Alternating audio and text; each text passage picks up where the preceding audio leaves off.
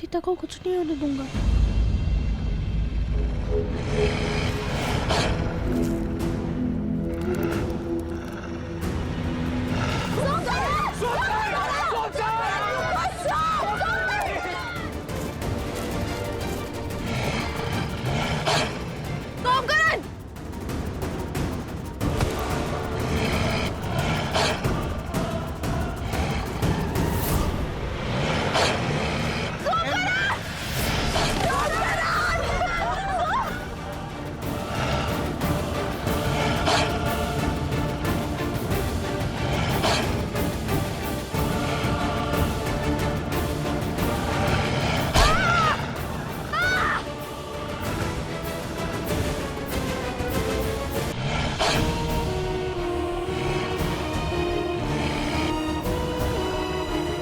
सोमकरण पुत्र,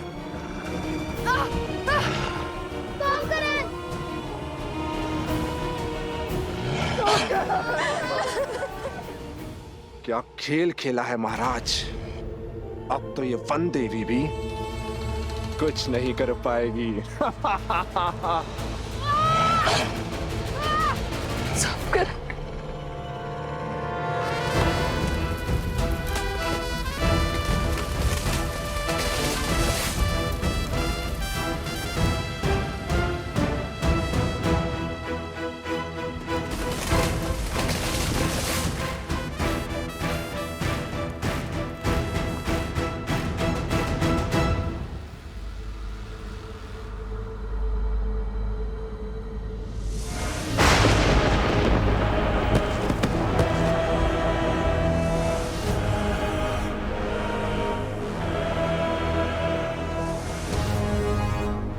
भैया, अब ये किसे पुकारने लगे?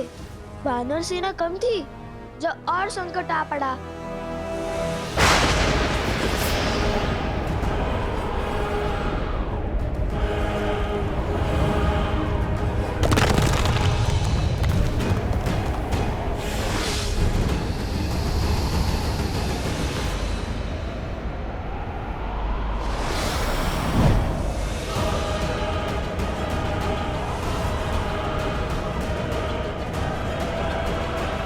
लो, लगता है आज लंका का युद्ध सजीव हो जाएगा।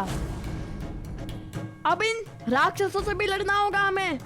विचित्र है ना, वानर राक्षस लंका कांड में एक दूसरे के रक्त के प्यासे होकर लड़ रहे थे। आज वो एक साथ एक ही पक्ष में है, हमारे कारण। चलो, हमारे कारण कम से कम वानर और राक्षस एक साथ तो हुए। किंतु अब इनसे लड़े कैसे?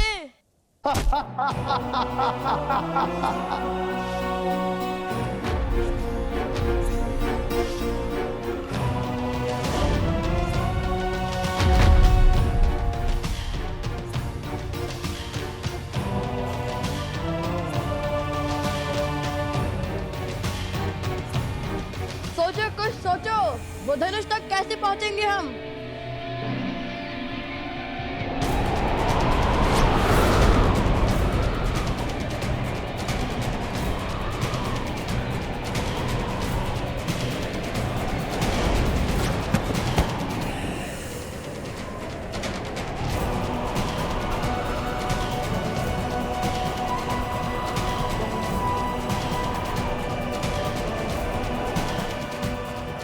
वन देवी,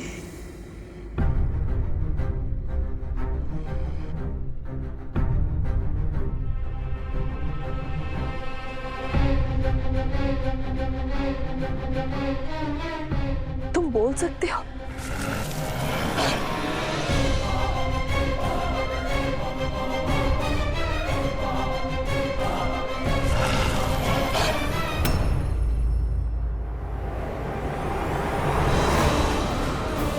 भैया, हमें वृक्ष को छोड़ना होगा, वरना ये पेड़ उखड़ जाएगा। मेरा हाथ पकड़ो कुश।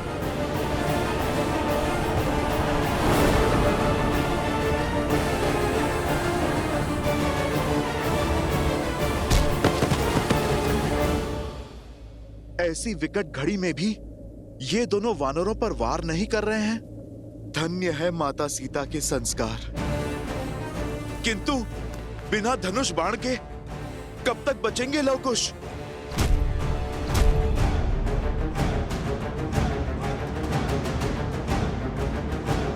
कुश, अब एक ही मार्ग है। मैं इनका ध्यान भटकाता हूँ और तुम जाके धनुष लाओ।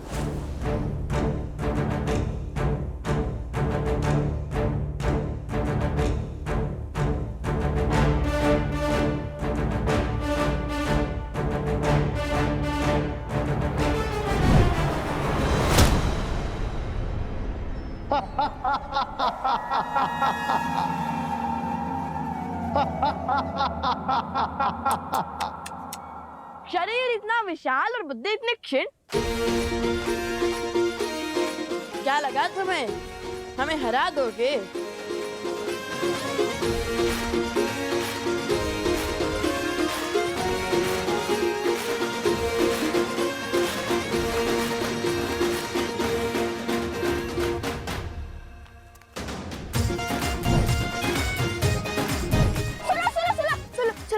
सुना है? बड़े चप्पल हो, बड़ा ऊंचा कूद करते हो। पकड़ सकते हो तो पकड़ कर दिखाओ।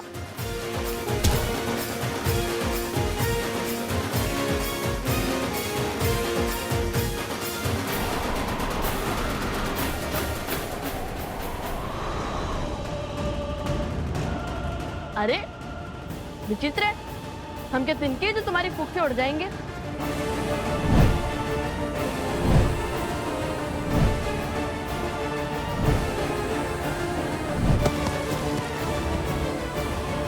ना भैया लीजिए।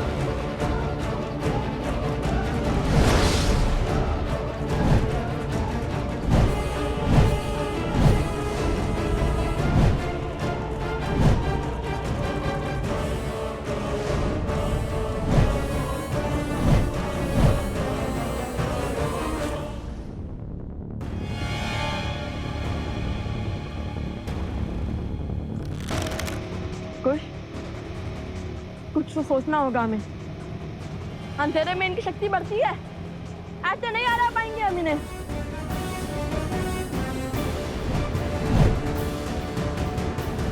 भूल गए श्री राम ने इनका अंधकार कैसे किया था?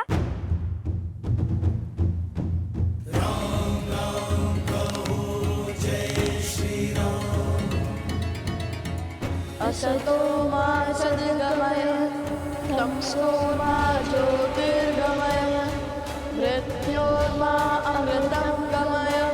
ओम शांति शांति शांति। असतो मा सद्गमय मृत्योर्मा सद्गमय तमसो मा ज्योतिर्गमय। ओम शांति। आखिर कौन है ये बालक?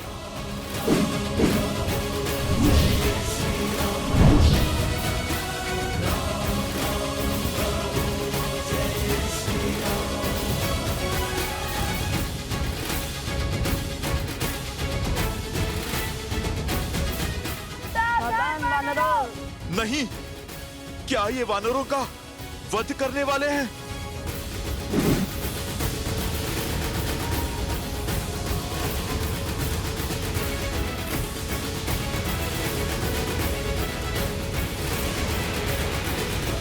सावधान, जहाँ से आए हो वही लौट जाओ। सुमाला अस्त्र।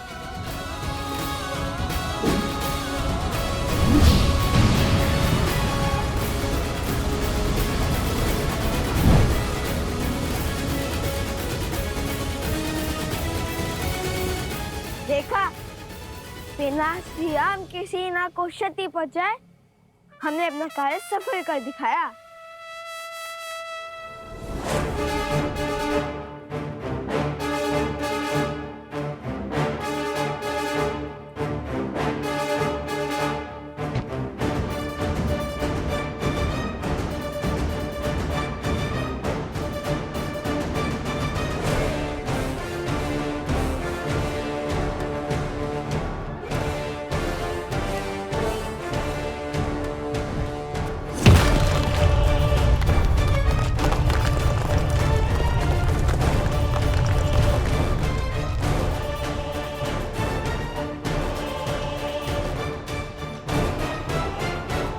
विजय से पूर्व उत्साह मूर्ख बनाते हैं। ये द्वंद्व जीतकर तुमने विनाश को आमंत्रित किया है। सत्य वचन। युद्ध विनाश को तो आमंत्रित करता है, किंतु ये प्रश्न है किसके, हमारे या आपके? वानरराज, प्रतीत होता है कि ये बालक साधारण बालक नहीं। साधारण हो या असाधारण, इनका अंत अब मेरे ही हाथों से होगा।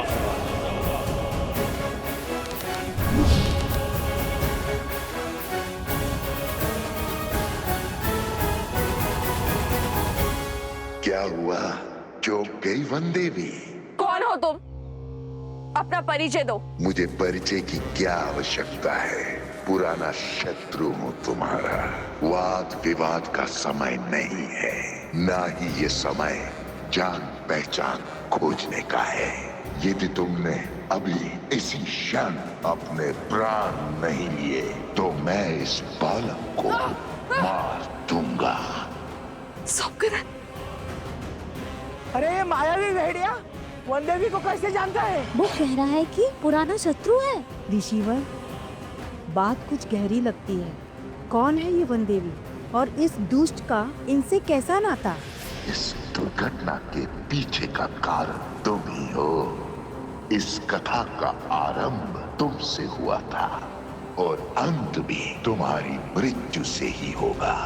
तुम्हारी बातें ना तो मुझे भयभीत कर पाएगी और ना ही आश्रम वासियों को। यदि मेरी मृत्यु आई तो उसके स्वागत के लिए मैं सज्ज हूं, किंतु ये बालक, ये मेरे पुत्र समान है और कोई भी माता अपने जीते जी अपने संतान पर कभी आँच नहीं आने देगी।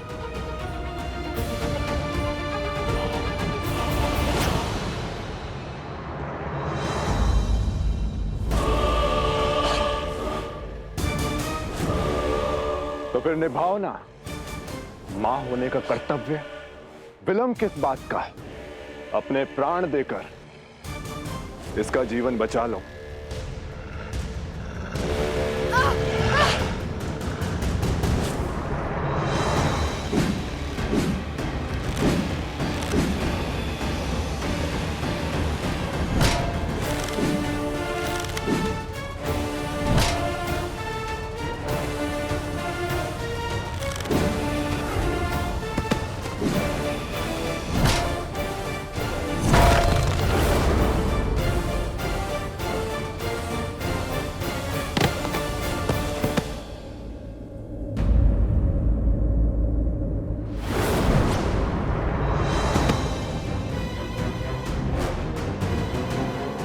नहीं महाराज।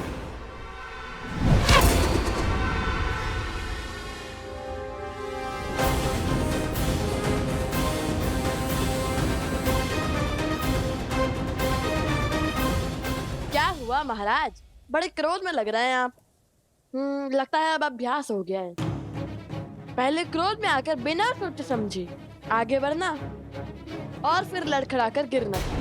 ऐसे ही जब क्रोध में आकर आप बाली से युद्ध करने निकले थे तब भी आपने मुंह की खाई। फिर जब प्रभु श्री राम की बात न मानकर आप रावण से युद्ध करने निकले तब भी आपने मुंह की खाई। अरे वो तो प्रभु श्री राम ने रावण का छत्र काटकर आपके प्राणों की रक्षा की, किंतु यहाँ तो वो भी नहीं है और हनुमान जी भी बंदी बने हुए हैं। भरत जी, लक्ष्मण जी और शत्रुघ्न जी ये भी मूर्छित हैं। कौन करेगा आपकी रक्षा? मारो बालको!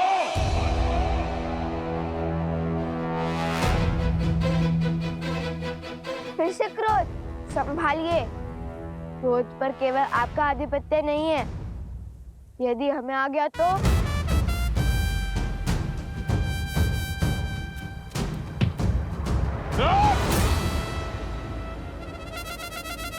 कहाँ गया कायर?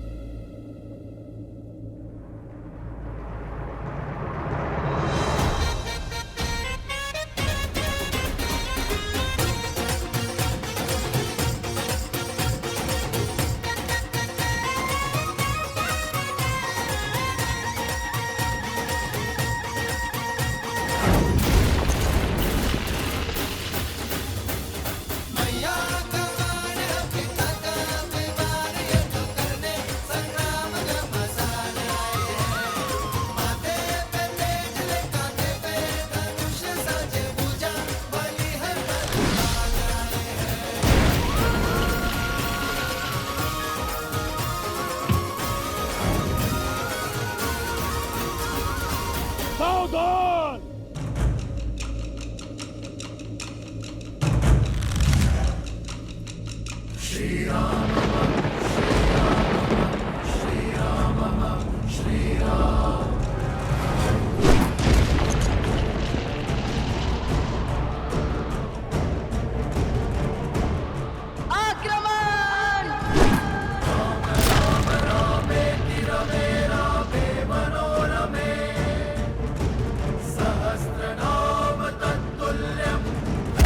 वानराज!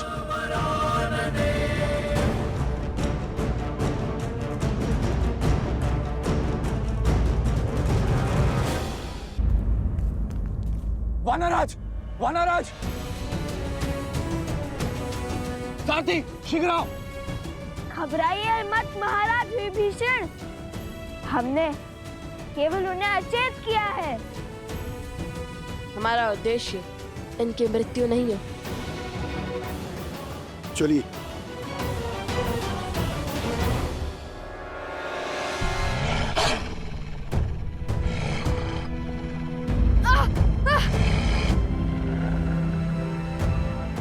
तो तुम्हारा उद्देश्य मेरी मृत्यु है? अवश्य, तभी तो तुम्हें खोजते हुए यहां तक आए हैं। अब व्यर्थ की बातों पर समय मत गवाओ, अपना अध्याय समाप्त करो ताकि इस बालक की जीवन कथा आगे बढ़ पाए।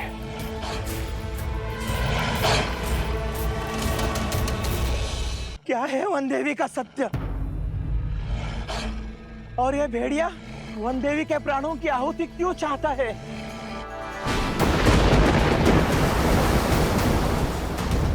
देख रही हो सीता, प्रकृति भी तुम्हारे अंत का इंतजार कर रही है। अब कोई बल तुम्हें नहीं बचा सकता और तुम्हारे वो पुत्र भी यहाँ नहीं है।